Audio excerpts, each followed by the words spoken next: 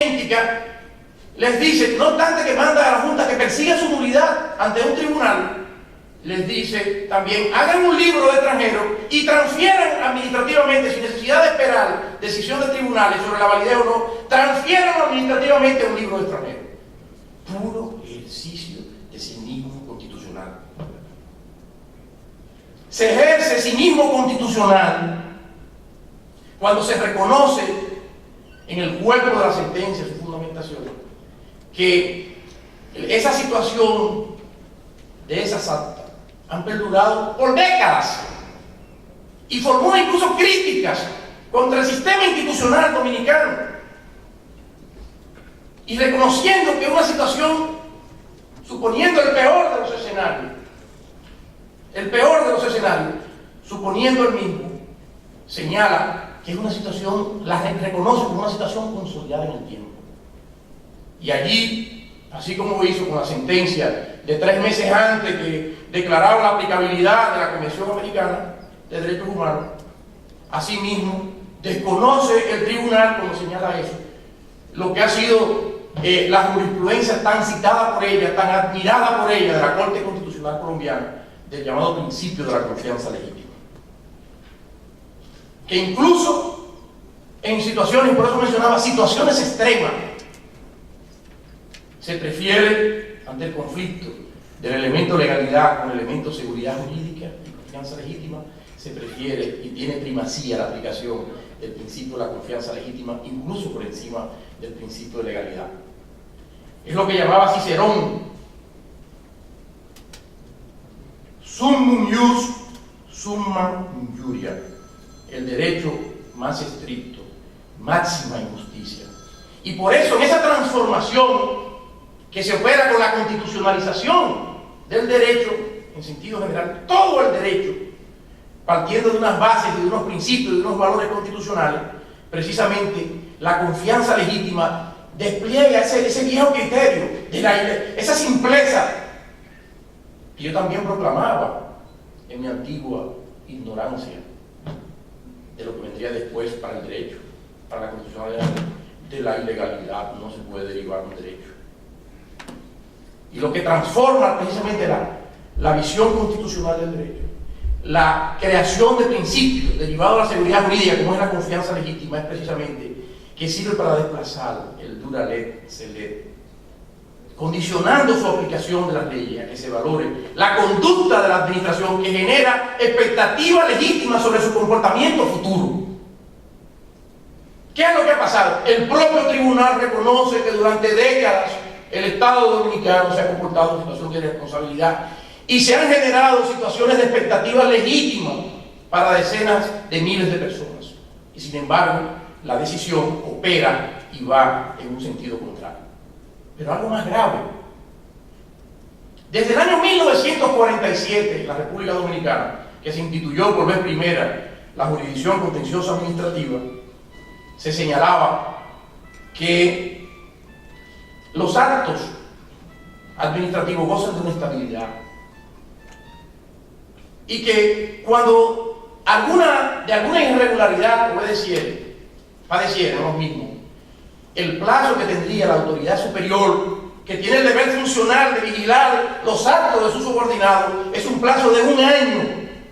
Dentro de un plazo de 1 año es la única posibilidad para que esos actos adquieran absoluta firmeza y no puedan venir a ser. Sí, el Tribunal Constitucional también se va contra esto y manda en violación, que no sé por qué la Junta esta vez no ha reclamado su autonomía constitucional de cómo ejercerla, porque usted me manda a mí a ejercer acciones del Tribunal Constitucional. Cuando le decían, no, contrataciones públicas, a mí no se me aplica la ley de contrataciones públicas, el Ejecutivo está invadiendo mi esfera de competencia, mi esfera de autonomía. No, contra esto no se revela. Una cosa manifiestamente absurda. Mandar 40, 50 años después a que se persiga la nulidad de algo para lo que el ordenamiento jurídico vigente establece que durante un plazo de 1 año adquiere vigencia. Una ley recientemente aprobada en nuestro Congreso por todas las fuerzas políticas, La Ley de Derechos de las Personas en su relación con la administración y el procedimiento administrativo, la Ley 107.3, consagra expresamente, como una excepción también, algunos de los casos de nulidades absolutas del pleno derecho, que no puede la administración irse contra sus propios actos cuando haya de por medio una situación de buena fe, de confianza legítima. Y eso está consagrado, dicho por el legislador dominicano, aprobado a unanimidad en ambas cámaras recientemente. Y no hace más que consagrar algo que ya venía desde el año 1947. El Tribunal Constitucional se va contra esto también. Como todos han citado autores, yo no puedo constituir la excepción y no quiero alargarme en otro punto. Y me robo un minuto. Sergio Tulio decía: no es posible que el Tribunal Constitucional, por más que sea el Tribunal Constitucional, por más importante que sea su tarea, se pueda rogar el derecho de actuar de la forma que quiera. Convierte una acción concreta de amparo individual en una especie de acción de inconstitucionalidad con efecto de razón omnes. Y yo agrego algo, lo he dicho en varios programas que he asistido en televisión. No solamente eso, un amparo concreto de alcance individual para un tema específico, donde el Tribunal Constitucional rechaza el amparo. No sé para qué sigue, si rechazas el amparo, ¿para qué sigue? Porque el problema es, y eso lo había dicho ya también, que a nuestro Tribunal Constitucional se le dio refajo en este caso. Esto fue un caso seleccionado para hacer lo que se ha hecho. Se seleccionó para eso.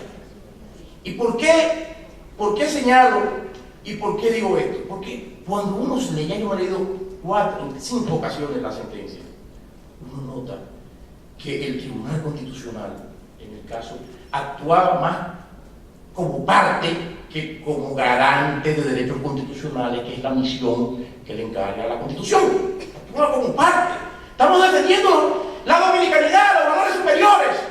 Seguimos perdidos los siglos de la historia, del pasado, en vez de construir los canales del diálogo, de la solidaridad, del afecto, del progreso, de la armonía. Entonces, un Tribunal Constitucional es utilizado para viejas remembranzas y convierte la acción, en adición a esa acción de inconstitucionalidad, la convierte también en una acción de amparo colectivo y también en un amparo de cumplimiento. Es decir, el Tribunal Constitucional quiso resguardarse tanto que todos los procesos constitucionales los juntó en uno, con motivo de una acción concreta de una persona vulnerada, transgredida en su derecho. El autor la cita. Me voy a un grande del derecho público francés, Maurice Oriou. Y una cita, miren qué interesante. 1929. ¿Cuántos peligros para la seguridad de las relaciones sociales implican esas posibilidades indefinidas de anulación? Muchas gracias.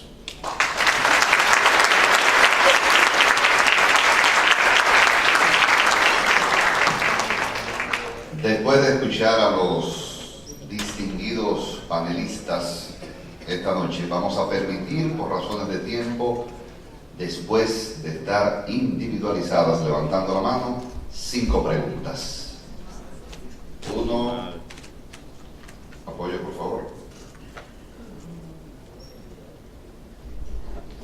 1, 2, 3, 4, 5 y 6. 6, perfecto. Se formulan todas las preguntas y los panelistas después responden.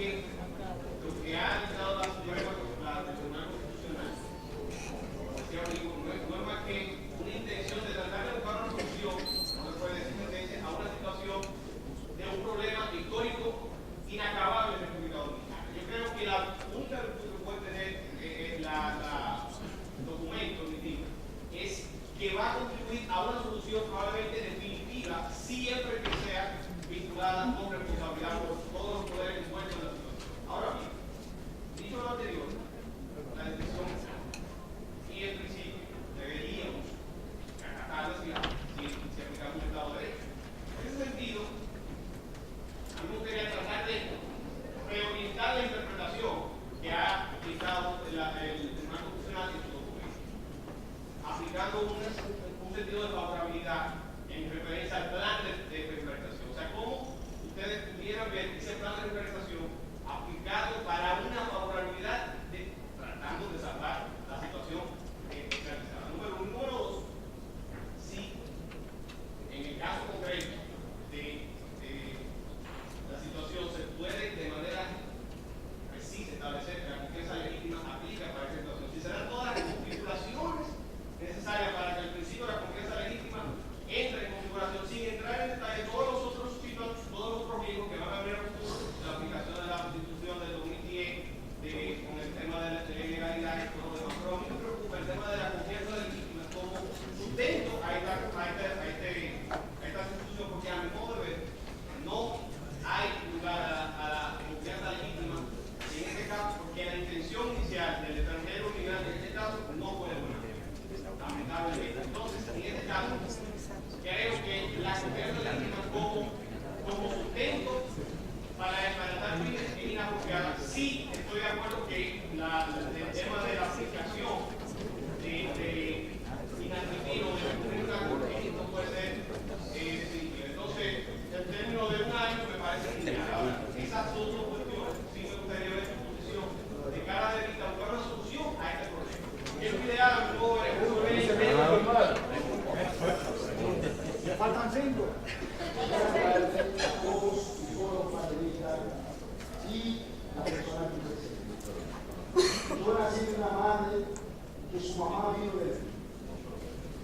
Soy dominicano por haber nacido aquí por sentimiento, más que la sentencia misma dictada por el Tribunal Constitucional. Tengo 48 años, nací en un papel, fruto de la relación que ayer.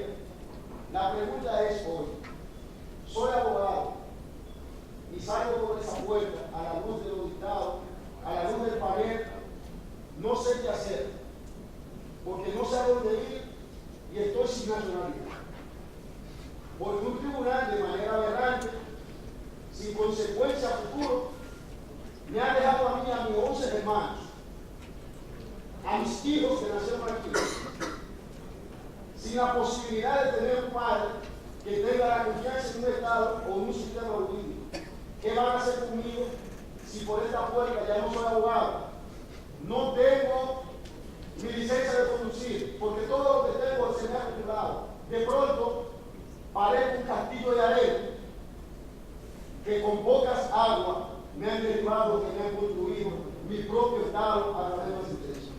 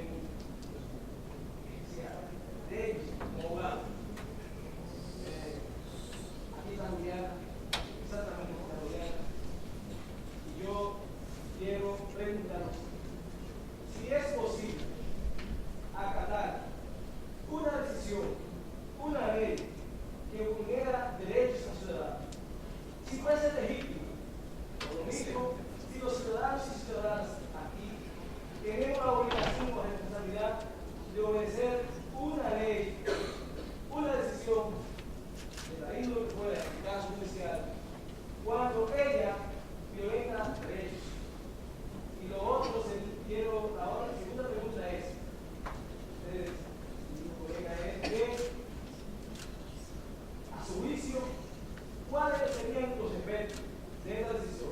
No solamente aplicable a los hijos e hijas de inmigrantes aquí en la República Dominicana, sino viéndolo más allá, desde el punto de vista político, económico y social. ¿Y cuál sería entonces la responsabilidad de la República Dominicana ante la comunidad internacional y de los funcionarios que actuaron en esa decisión?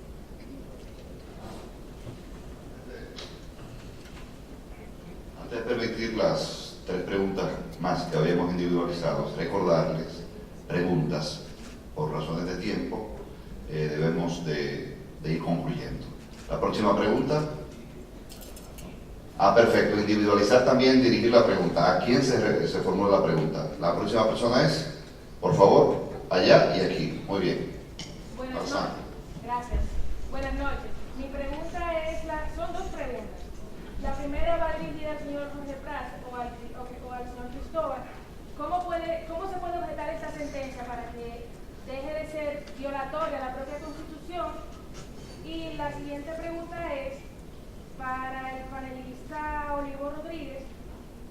¿No hace injerencia a la República Dominicana en asuntos de otros países con el libro de extranjería? Gracias. Sí, gracias. Gracias a FINJU por este gran evento. Gracias a la universidad por recibirnos.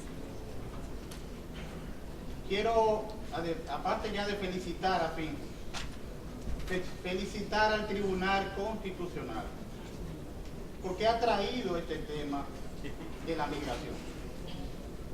Realmente el tema ya específico de Haití siempre pasaba por debajo de la puerta y nos hacíamos de la vista gorda ante esta situación. Yo creo que esta sentencia ha permitido este debate, que hay que definir la migración.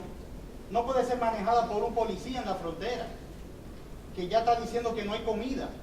Según una haitiana que acaba de entrar recientemente de Haití hacia República Dominicana, tiene todos sus papeles, está en orden aquí en el país, pero ahora que regresó, los policías le están comentando que ahora no hay comida. Y nuestra migración es manejada por los policías de la frontera. ¿Qué se va a hacer? Ya que se está discutiendo este tema, también que se discuta el tema de cómo se va a manejar la migración dominicana. Gracias.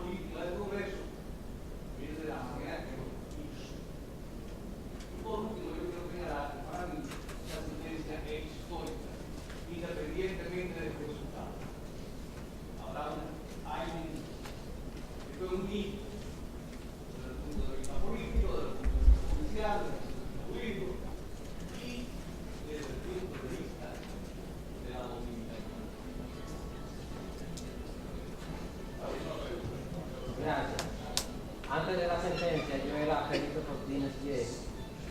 A partir de la sentencia, ese no es mi nombre, porque el nombre es una propiedad jurídica, que su base de sustentación es el registro civil. Por lo tanto, como la sentencia anula eso, en realidad mi nombre sería X. Yo soy dominicano haitiano, soy abogado. Todos los actos en los que yo participé pasarían a estar cuestionados, porque un extranjero no puede ser abogado.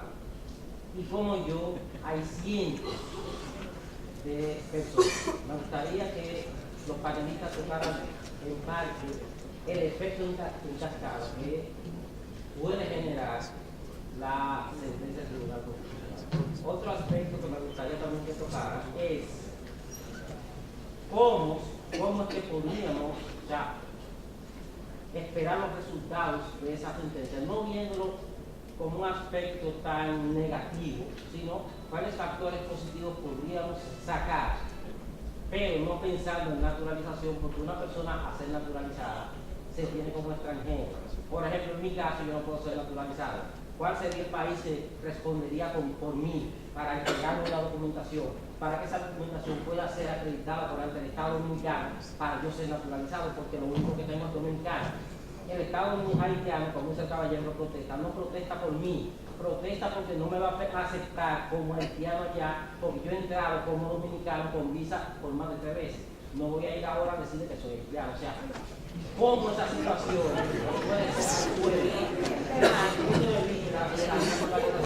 para la naturalización?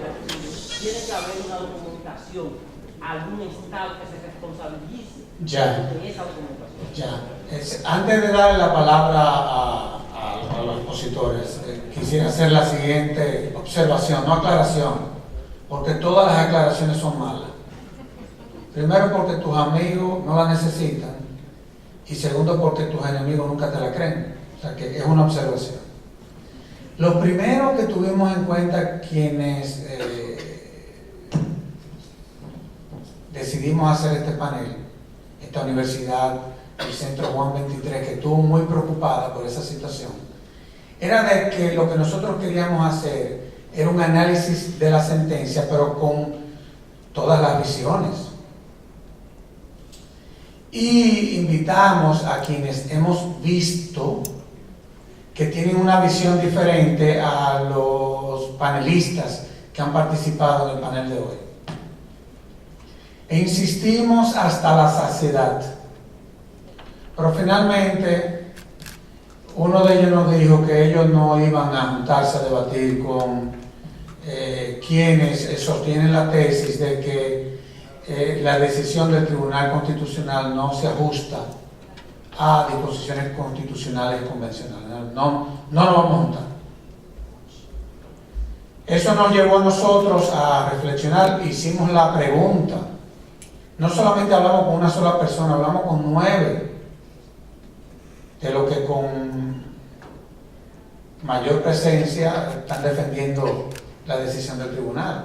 Porque eso es lo correcto es el debate, es el concurso de ideas. Fíjense que estos panelistas que nosotros tenemos en el día de hoy, muchas veces que han tenido que participar en algunas reuniones en donde han tenido que debatir el tema, ellos nunca ni siquiera han dicho que ellos no tienen la razón, ellos lo que están planteando es que ellos no están de acuerdo con eso.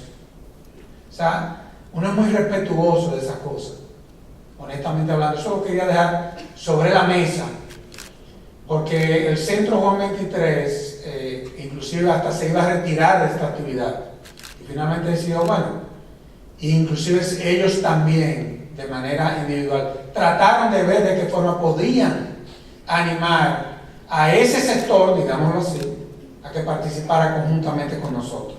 Esa es la verdad. Pero no se nos dio, lamentablemente. Hasta tal punto de que hay quienes sostienen la tesis de que es que la posición de ellos y los motivos de los argumentos que ellos están, ¿verdad?, defendiendo, y con ello la sentencia del tribunal, son lo que ya el tribunal emitió, que ellos no tienen ni siquiera nada de qué debatir. Entonces, eso fue lo que pasó. Pero al igual que ustedes, evidentemente de que nos hubiera gustado, porque nosotros estamos en la academia, nosotros no estamos en un hotel, ni estamos tratando de hacer de esto una gran noticia. No, lo que estamos tratando es de entender una serie de cosas en donde a muchos de nosotros nos ha costado mucho trabajo. Y como decía Olivo, una cosa es la visión constitucional y otra cosa es la visión del civilista. Son visiones diferentes, muy diferentes. Entonces aquí se ha dado un choque entre los civilistas y los constitucionalistas. Entonces, no es fácil, esa es la realidad. Pero bueno, quería hacer esa observación.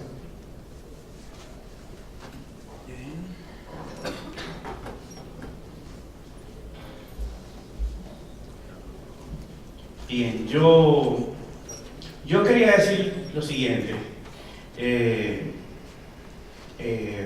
Esta es una sentencia lamentablemente histórica, pero no es una sentencia definitiva, porque República Dominicana forma parte del sistema interamericano de los derechos humanos. A mí me parece que en lo inmediato, las personas que se consideren afectadas tienen que recurrir al sistema interamericano de los derechos humanos. Ustedes saben que, por ejemplo, la Comisión Interamericana dispensa medidas cautelares, ¿no?, en virtud de lo que establece su reglamento, y la Corte, en casos sobre todo de violaciones colectivas de derechos fundamentales, puede, aunque no haya sido apoderada todavía de un caso por parte de la Comisión, puede dictar medidas provisionales. Como dicen en la calle, esto pinta que va a terminar en la Corte Interamericana de los Derechos Humanos. Hoy concluyó el caso Tide Méndez, es un caso de hace una década, un caso de repatriaciones masivas. Uno de los derechos que fueron vulnerados fueron el derecho al reconocimiento de la personalidad jurídica y también el derecho a la nacionalidad. Vamos a ver qué acontece. Hay un plazo para depositar escritos ampliatorios o escritos definitivos, pero en 2 o 3 meses habrá una decisión. Mientras tanto, yo pienso que los dominicanos, ¿no?, de ascendencia haitiana o de otra ascendencia que se vean afectados por esta decisión tienen todavía la puerta abierta de la Corte Interamericana de los Derechos Humanos, que felizmente tiene criterios, digamos que fundados en valores, en principios y en la dignidad humana sobre lo que debe ser el otorgamiento y el mantenimiento de la nacionalidad.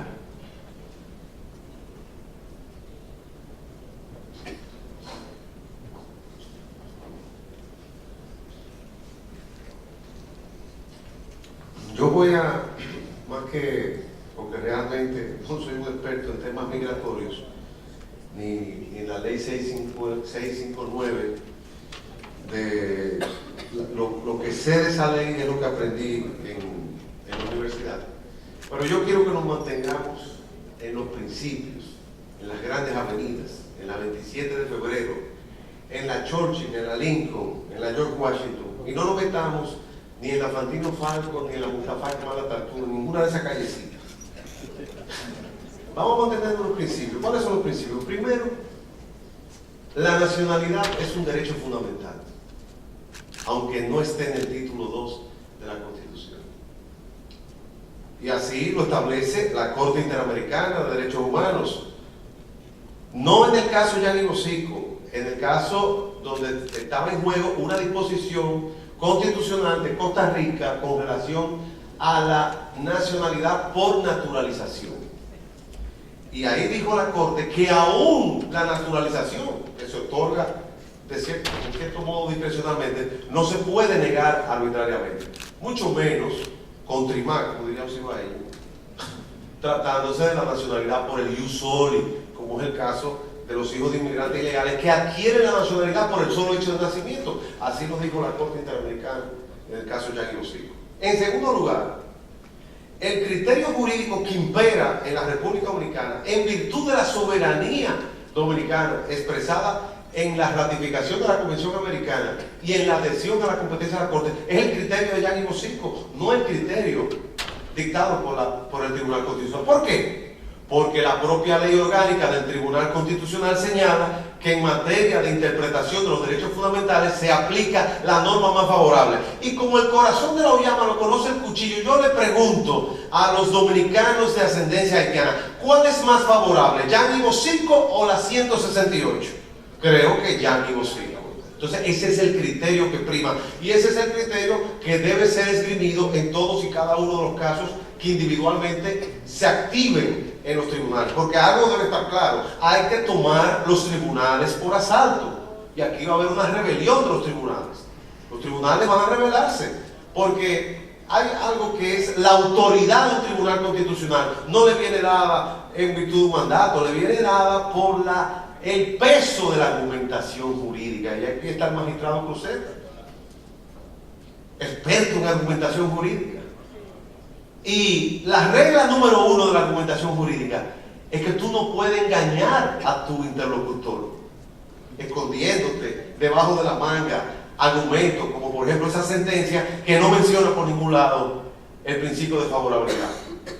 Y que incluso cuando aplica un supuesto criterio del margen de apreciación nacional, no dice que la Corte Interamericana no admite ese criterio. E incluso en Europa, donde la Corte Europea ha aplicado ese derecho, dice que cuando se trata de derechos políticos, como es el caso de la nacionalidad, que es un derecho de ciudadanía, en modo alguno puede aplicarse un margen de apreciación nacional donde cada Estado, así como vaya reconociendo o no los derechos. O sea, el margen de apreciación nacional es así como yo crea, yo te reconozco, no es verdad. En segundo lugar, a mí no me cabe duda de que si interpretada así laxamente la Constitución haitiana, podría dar lugar a la posibilidad, como decía Ricardo, de que tú puedas optar por la nacionalidad haitiana en su momento. Pero el problema no es ese. El problema es que los hijos de inmigrantes ilegales aquí, independientemente de que tengan nacionalidad suiza o lo que fuera, adquieren por el ius soli la nacionalidad dominicana. Y ellos tienen el derecho de optar por otra en su momento. Y la Constitución dominicana les reconoce esa posibilidad de optar por una doble nacionalidad. Porque aquí hay que estar claro que el constituyente consagró la doble nacionalidad también.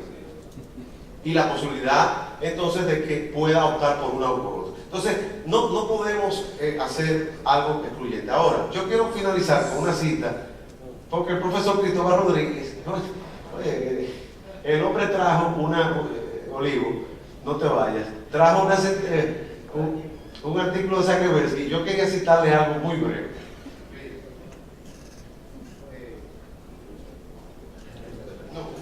Yo apenas voy a tomar media hora para decir esto. Aquí todo el mundo hizo trampa. Fíjense lo siguiente. A ver si este aparatico no me engaña. Yo quiero que seamos positivos. Yo sé que es una situación dramática, pero cuando las cosas se ponen duras, hay que mantener la ecuanimidad. Porque, sí, para pensar bien lo vamos a hacer. Porque no estamos solos. ¿Por qué la gente no vino a discutir aquí? ¿Por qué creen que no vinieron a discutir? No, porque tienen miedo. Señores, no es por eso, no. ¿Cómo va a ser? El poder nunca tiene miedo. Miedo tiene la oposición, pero el poder no. El poder domina. No vienen porque precisamente lo que nosotros estamos haciendo aquí es un esfuerzo de diálogo, de deliberación y de crítica y de inteligencia colectiva. Y eso es poderoso. Como decía alguien, ese es el gran aporte de la decisión. Bueno, lamentablemente el internet me traicionó, le debo la cita de Zagreb. Léanse mientras tanto al profesor Cristóbal en acento.com.do. Gracias. Bien, dos aspectos, mi querido amigo Rafaelito Dicho, se cuestionaba la confianza legítima. Pero no hubo, creo que fue mala fe quedándose ilegalmente en el país. Pero aquí no estamos hablando de los extranjeros ilegales que están aquí, de los hijos. La confianza legítima fueron de los que nacieron de esas personas que están aquí, que se les pidieron su acta de nacimiento, que crecieron, que tenían su cédula, que han vivido con carácter permanente. Eso tiene que ver esa gente. ¿Qué mala fe se le puede imputar? O sea, este caso es la típica caracterización precisamente de la confianza legítima. Que por cierto, yo, en mi atraso en el derecho público, yo me incomodaba muchísimo, peleaba mucho con Eduardo, cuando empezó a utilizar hace ya más de una década el tema de la confianza legítima. Tú crees resolver todos los problemas con la confianza legítima, ¿no? Pero este es uno de los casos donde más se caracteriza la transgresión y la vulneración de la confianza legítima. Es una situación prolongada en el tiempo. Que, como dije, es el propio Tribunal Constitucional que, creo que en la página 77, no cierta la página, agarra y desarrolla la situación, sí, que una realidad que por décadas se ha mantenido esto y que la autoridad no ha hecho nada, esa gente ha entendido. Entonces no es el problema de los ilegales, porque esos no son los extranjeros que vinieron, ciudadanos haitianos que vinieron, se establecieron en el país, que por X o Y no tuvieron una regularización migratoria, no fueron ellos, pues son sus hijos. Por eso es que es importante la sentencia, el principio de la sentencia de Jan Higosico, de que la ilegalidad de los padres no le transmitir a los hijos. ¿Qué culpa tiene? ¿Cómo decir que esos que nacieron aquí son ilegales? ¿Cómo se introdujeron? ¿Quién es ilegal? El que se introduce y sin cumplir con las reglas en el país, o que cumpliendo con las reglas migratorias se introduce y vulnera las reglas de su estadía. Pero yo no voy a utilizar una expresión que utilicé con un amigo